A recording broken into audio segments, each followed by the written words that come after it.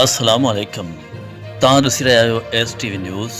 ताज़ा तरीन हेडलाइन में वली मोहम्मद चाड़ू तव्हां सां गॾु आहियां।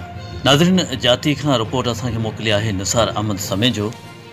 तालका अस्पताल जाती में डॉक्टरनि दवाउनि ऐं ॿियनि बुनियादी सहूलियतुनि जी खोड़ जे ख़िलाफ़ ख़बरूं हलण बैदि PPM-PA मोहम्मद अली ख़ान मलकानी नोटिस वठंदे अस्पताल जो दौरो करे अस्पताल जा मसइला मालूम कया। विज़िट दौरान DHO Sujawal doctor Shahnaz Khawaja, MS doctor Yameen Shah ऐं senior medical officer doctor Mohammad Umar Memon खां अस्पताल में पैदा थियल मसइलनि बाबति मालूमात वरिती। इन मौक़े ते असिस्टेंट कमिश्नर जाती मोहम्मद उमरान पठान ऐं ॿिया पिणु मौजूदु हुआ।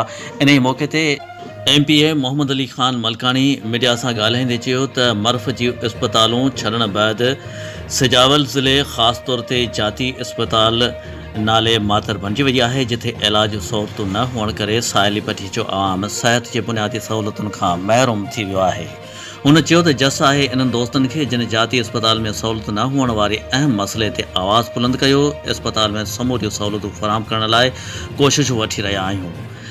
हुन DHO खे सख़्ती सां हिदायत कई त जाती अस्पताल में डॉक्टरनि, दवाउनि ऐं ॿियूं सहूलियतूं फराहम कयो वञनि। ईंदड़ बुलेटिन ताईं वली मोहम्मद चाड़ू तव्हां खां वठे थो इजाज़त। अलाह जे अमान में हुजो।